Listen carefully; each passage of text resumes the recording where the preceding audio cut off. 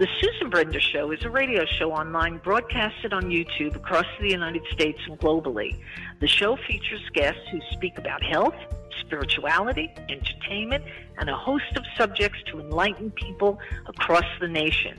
Listen to the show that empowers women and men alike and highlights those who have made a difference. I'm Susan Brender, and this is the Susan Brender Show. I'm so happy to have Michael Solomon on my show, who's a regular, and he wrote a book called Under the Divy Tree, True Love Needs No Reason. And that book is winning an award, and I wanted him to tell the audience what the award is about, because Michael is an amazing writer, and this award really, really kind of says something about his book. So Michael, tell us a little bit about Under the Divy Tree. Thank you, Susan. It's always good to be back with you. Under the Divy Tree is my second novel. I've written 5 books. I've got a 6th in the work, and this is my second novel. And believe it or not, it was just nominated. It's one of 5 finalists for Romance Novel of the Year for 2022 by the Next Generation Independent Book Awards, which is equivalent to I guess if I was a songwriter, it would be equivalent to a Grammy. The finals and the awards are being given in Washington on June 24th, and I will be attending there with my wife. And again, my biggest problem is I don't know what to wear on the red carpet, if there is one.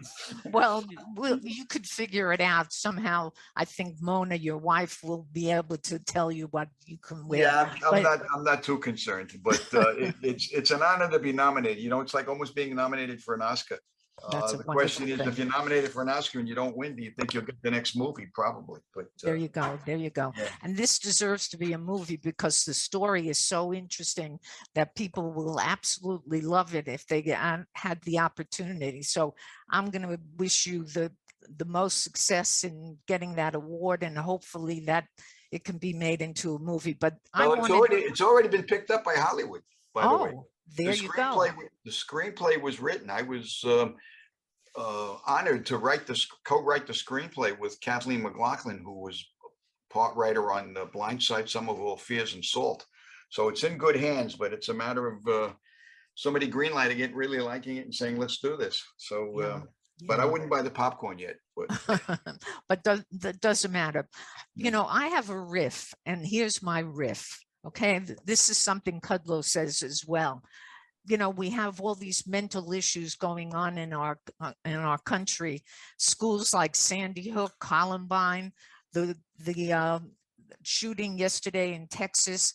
What is going on, Michael? Why do we have all these young, mentally ill people out there doing all this damage and all this travesty that parents can't even understand what happened to their kids and where they are, and what a horrible situation. So how do you explain this? Well, 2 things, Susan. Number one, it appears that over the last, 25 years or so, we have lost our way in this country. There are no more family values. There are no more spiritual values. There are no more religious values that we're being turned away by government and the left and woke society, which is scaring the living hell out of me. I just can't believe what's going on. First of all, what happened yesterday, my heart and soul are torn apart. I just can't believe this. I mean, this is not the way God intended man to be on this earth. Parents are not supposed to outlive their children under any circumstances. It just doesn't work that way. It is totally against all biological principles, and I don't know what to say. What happened yesterday was basically a sociopath who is just an absolute wacko patient. Which brings who has up no belief in right from wrong. Yeah, I understand. Now, this is a good time to talk about this because our president made a speech last night, and in the speech, he talked about gun control. Now, gun control is an issue that he speaks about all the time. And we live in Florida, and in Florida that a lot of the people vote for gun control. There's something wrong with that. During the Trump administration, you didn't hear that. What do you think about gun control, and is there an answer? It's not the gun, Susan. The gun is the vehicle. You know, maybe we should have car control. We kill 50,000 people on the highways every year because of drunk drivers. Maybe we should just take the cars off the road. It's not the gun. It's the depraved indifference to human life. These shooters have no sense of right from wrong. When I was growing up, Susan, I'm Jewish, and I grew up in a neighborhood. I was the only Jew. We were the only Jewish family on the block of mostly Italians and Roman Catholics. Around the corner was St. Clair's Church. Father Cagnini was unbelievable. I'll never forget the man. He reminded me of Barry Fitzgerald in the movie Boys Town. But on Saturday afternoon, when I wanted to be with my friends, I had to go to church with them because they were all in confession. So I went. And, you know, I waited in the pews when they got finished. They came up and they all received communion. I got on line with them too, and I got communion. Father Cagney used to say to me, "Don't genuflect because your mother works the bingo games. That she'll be fine. She'll get angry if she finds out." But he would preach them the same message that my rabbis told me. You got to be good in school. You be kind to your parents.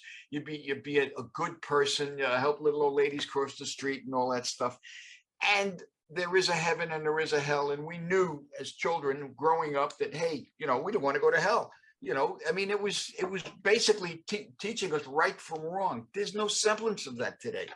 You can't mention God anyways, God forbid. This government is the left is trying to overturn everything that mentions God. Our Constitution mentions it. Our Bill of Rights mentions it.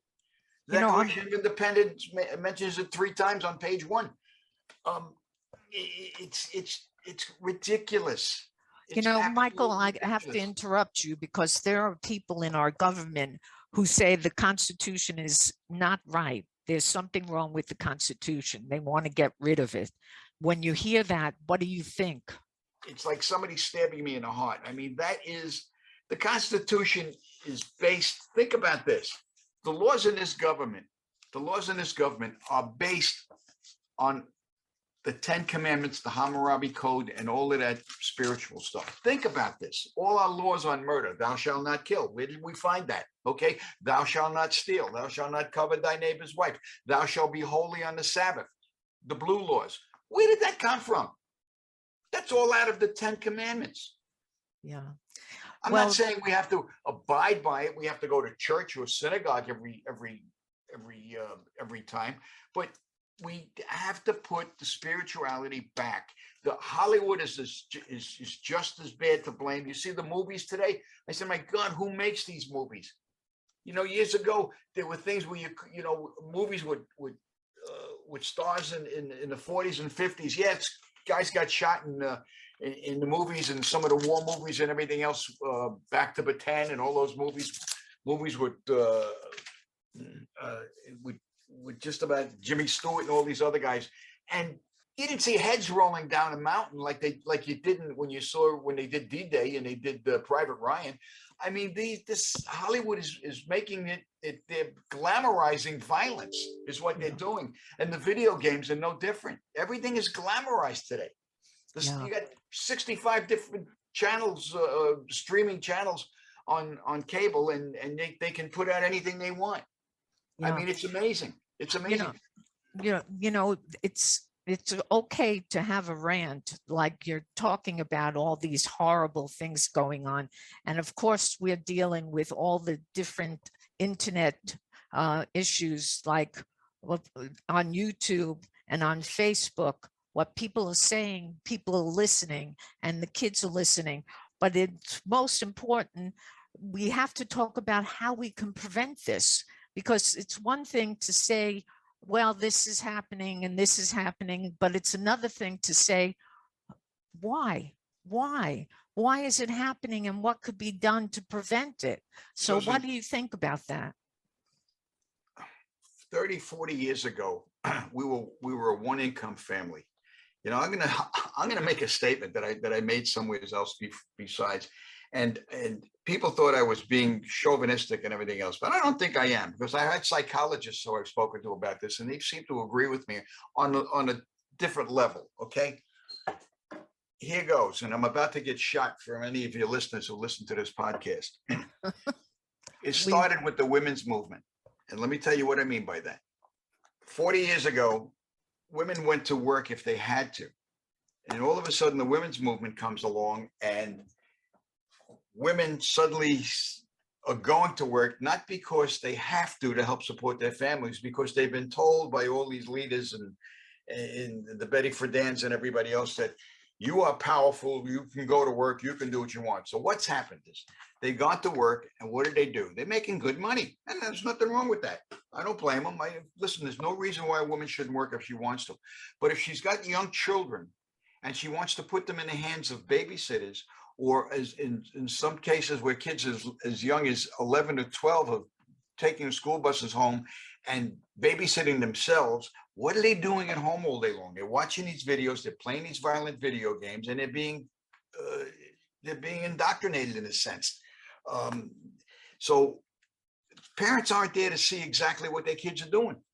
And that's probably what it is. Childhood obesity, because these kids are home, and what are they doing? They're eating candies and cookies and cake all day long and drinking sodas and everything else. You know, there's nobody there to supervise them.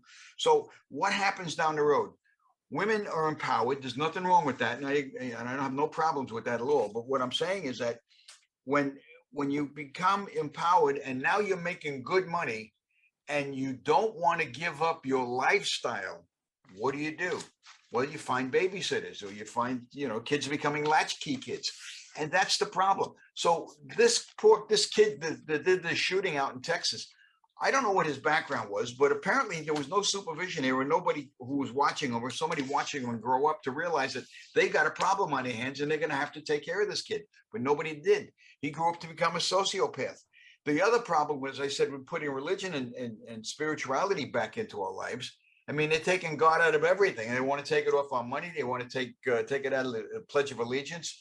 Every time something happens in this country, they're dealing with religion or whatever, some atheist is getting up and suing us in some court. Anyways, they usually go out in the Ninth Circuit in California, because that's where the liberals and the left are. And what are they doing? Right? They're changing everything. But here's the craziest thing about it. There are 340 million people in the United States. 9 million of them, according to the last census, are atheists. How did that group get so powerful that they could tell the other 331 million what to do and how to run their lives? It doesn't make sense to me. Well, it doesn't make sense to me either, but the fact of the matter is that it is still happening. Now, under the Trump administration, did you see anything like this? Well, we had the Parkland shooting under the Trump administration, but that was, again, another sociopath who the warning signs were out there. He was interviewed numerous times by the police department and the FBI, and they couldn't do anything about it. Here's one of the things we can't do anything about, okay? The HIPAA laws in this country. If I went for a gun permit, I mean, I have one. I'm a former police officer, but let me tell you a little story about being a police officer in New York City. After I retired, I had to turn my guns back in. I carried them for 15 years, day in and day out, 24 hours a day. But when I retired, I had to turn them in and apply for a citizen's permit, which took me almost 6 months to get. I had to go through a whole criminal investigation and everything else, even though I was a police officer for that long. When I came down to Florida, I wanted my carry permit just to have in the house. I don't carry my guns on the street. I'm starting to now because of what's going on. I had to go through the same thing. But here's the problem. If I was in a mental institution and I had a nervous breakdown, or I was something wrong with me, or I was seeing psychiatrists, and I went for a permit, and there was a question on it that said, you ever been in a mental hospital? I just check off no. You know why? Because it's illegal for them to find out. There's HIPAA laws. We've got to change the HIPAA laws. If you're applying for a driver's license or a firearms license or anything where you need, which could be used for something dangerous, they got to change the HIPAA laws, and those could be exceptions on mental illness, because it's ridiculous. This kid could have been, he didn't have a permit because he bought a long gun, which is a rifle. But if he went for a handgun and somebody wanted to question him, the HIPAA laws prevent you from doing that. There are background checks in this country, but unfortunately, you can't check the background that you should be checking. Michael, it's an interesting thing that you just said, because I would have never thought about HIPAA, but now as you talk about it, it makes so much sense, and people need to know what it means, because again, they blame everything on guns. They think that guns, that anybody can get them, kids can get them. Susan, I'm going to tell you something else. And you know this, okay? If you go to a doctor and he is not allowed to even tell your spouse what's wrong with you unless you've signed off on it. That's right. That I know. So, I mean, it's just ridiculous. Well, I mean, you know, God forbid I had some kind of disease or something and I didn't want my wife to know. I just tell the doctor, don't tell her. yeah. She doesn't have a right to know. And legally, she doesn't have a right to know. Yeah. Well, let's move on, because we can't really understand what happened yesterday until all the information comes out. But well, again, Susan, my heart is broken for these kids, these children. I mean, that's right. I just can't imagine 7, 8, 9, 10-year-old children realizing in their young lives what was happening around them, and they could have been just next. And how he got into school is unbelievable. You know what they should have in schools? They should have something known as a man trap, that you can't get into it. Once the school is in session, let's say 8:30, 9 o'clock, whatever time all the students are supposed to be in that school, the doors locked down to what's known as a man trap. A man trap is 2 doors with a vestibule that only 1 or 2 people can get into at a time. And you can't get into the door in front of you until the door behind you locks shut. So that's by the way, you know why LA Airlines has never been hijacked? Because they have a man trap on every plane. Stewardess can't get into the cockpit. They go through the front one door. They're in a little vestibule that's about 2 feet by 4 feet, just enough space to stand there with maybe a food tray. And they cannot enter the cockpit. The door will stay locked until the door behind them closes and locks shut. That's a man trap. That's the simplest thing in the world. You don't have to need police all over the place. He got into the school yesterday because the doors were unlocked. He just walked in. Yeah. But well, that brings up the point, is the administrations of schools listening to what you said, because that makes so much sense. It's just a travesty that they didn't understand what is happening all around. But let's talk about another thing now, which is less aggravating, I think, and that is inflation. We're having an inflation that is just beyond belief, and people are, everything, I mean, on the shelves, baby food, you name it, is not available. So what is the reason that we're having an inflation? Tell our audience and explain a little bit more. Well, it's, the left and the Democrats, well, first of all, let me preface this by telling people what my political beliefs are, because I don't want people to think I'm a wacko right winger. I'm not. Yeah. I am a social libertarian and a fiscal conservative, and that's my belief. Okay, but I look at things face value and I look at the facts. Okay, right now this administration is blaming Putin for the price of oil, and I'm scratching my head and saying, wait a minute, the price didn't rise when Putin attacked Ukraine. The price started to rise on January 21st, 2021, when Biden took office, and within 1 hour, he shut down the XL pipeline and the Michigan pipeline. Prices started to go up that day. Oil went up 50%, over 50% before Russia even went into the Ukraine. And you know what? We were the oil barons of the world. We had more oil, and we still have more oil underground here than anywhere else. We were selling it to other countries. And now what's happening is Russia took over, and all their oil and gas is going to the European nations that we were selling ours to. What's happening is that's only in the oil industry. They talk about the green energy, and they need to do this, and he even came out with it 2 days ago, Biden, and said that in a sense, it's pretty good that the oil prices and the gasoline prices are going high because people are going to be forced to buying electric cars. Well, guess what? Electric cars aren't that clean. Why aren't that clean? Because lithium that's mined for the batteries is the dirtiest ore in the world. It takes about 1,600 gallons of fossil fuel to mine enough lithium to make one battery. I don't know where that's all coming from, but that's what's happening. And what's going to happen 10 years down the road when all these batteries have to be replaced, and where are we going to dispose of them? I mean, that's one of the things. This administration is like walking around in a fog. They just don't have their thoughts and their brains in one place. We knew, not we, when I say we, I don't mean you and I, but people in this country, the Washington Post knew we had a formula problem back in January. They did an editorial on it. You mean to tell me the president of the United States and his staff is not reading the Washington Post? Do they read newspapers and listen to the news at all? We knew it back in January. They did nothing about it. Nothing. They sat on their hands until about a month ago. Yeah. And what happened was, it wasn't Abbott, because those two babies that passed away, that died from an infection or a bacterial infection, did not die from bad formula. The FDA said it. Abbott Labs voluntarily shut down their manufacturing plant until they figured out what it was. And they called the FDA and says, okay, it's not us, we're clean, come back in and recertify us. They haven't recertified them yet. Right. So what does Biden do? He goes out to France and Germany, and he has them sending us formula from there. And where is it going? It's not going to the mothers whose babies need it. It's going to hospitals. And it's a special formula for kids with allergies.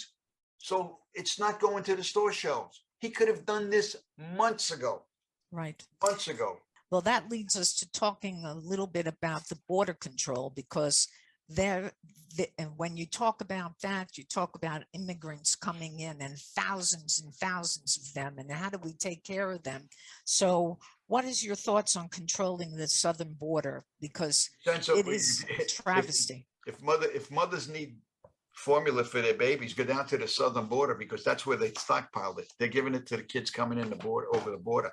They shouldn't even be coming here. If we want to solve this problem, all we got to do is shut the border. It was shut, but it just doesn't make sense to me. It does not make sense to me at all. And I don't know how we're going to handle it. Yeah, but, that's another problem that we have to think about. Now, with regard to the border, though, how should the government control the border from your standpoint? Because they've tried, and the president just keeps on saying, open the border, and our Congress and our Senate say the same thing. But it's not something that we can really handle. So I'm just curious what you're thinking about how we control it. We control it. The first thing we do is we continue building the wall, and we start using the laws that are already on the books. You know when this started, Susan? This started in 1966. There was something called the Hart-Celler Act in 1966. And Ted Kennedy, rest his soul, was the committee chairman on the Treaty Commission then. And what they said in those days was, prior to 1966, we had emigration in this country, not immigration. More people were leaving than coming in. The only way you can come in those days is if you had a special skill, or a scientist or whatever,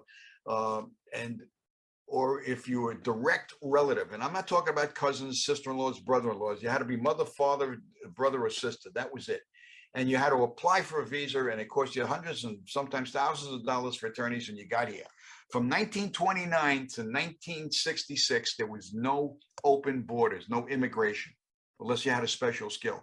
The Hart-Celler Act opened up 280,000 people coming from the West, which was the Central America and Mexico, and 180,000 coming from the East, which was Asia, and that was opened up. And that's where it all started. Now, here was their excuse over the years. Well, we need these people to pick my lettuce, to watch my kids, to mow my lawn. Really? Prior to 1966, let me see, I had salads on my table. My lettuce was picked. My kids were cared for. My lawn was mowed. Who did it? Americans did it. So here's my theory.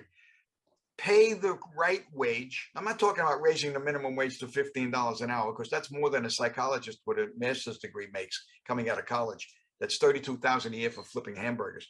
But pay them a decent wage, so if Americans want a job learning farming, and they want to go out there and pick vegetables, that's fine. raise the price of lettuce 50 cents a head because it costs about $1,200 a year for every illegal immigrant in this country in tax dollars. But what happens is people look at the point of purchase. Women goes to the supermarket and she says, my God, lettuce is up 50 cents. I'm not buying it this week, but you'd rather pay $1,200 in income taxes? Doesn't work that way. Nobody does the math. You got to do the math. And that's part of the problem. So prior to 66 and the Immigration Act, the hard seller bill, and people can look it up. It's on Google. You can find it. I still got my lawn mowed. I had salad on the table, and my kids were cared for, and we did it ourselves. Right. That's part of where it all started.